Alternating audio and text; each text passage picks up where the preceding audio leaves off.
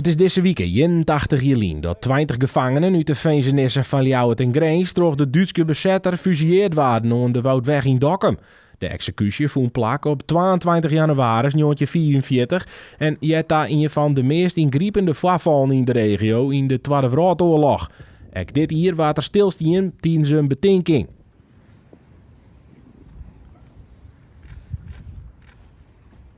Mevrouw Doornbos had in 1944 het tragische moment meemaken.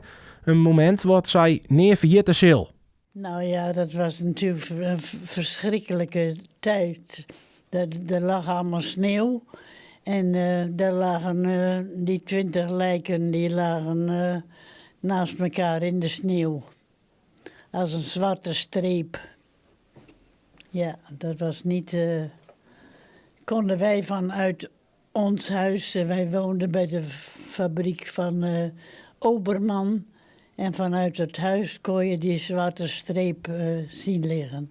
Het Dokkinga College had het monument adopteren en organiseerde daarom together met de gemeente de betinking.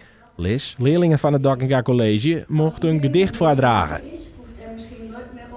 Die wel een beetje spannend, maar het werd wel mooi. En waar gaat het gedicht over?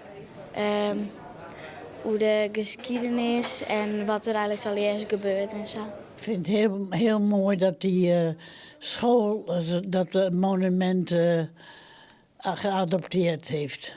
Dat vind ik heel prachtig. Dat is op wat meer plekken gebeurt. En dat vind ik wel belangrijk.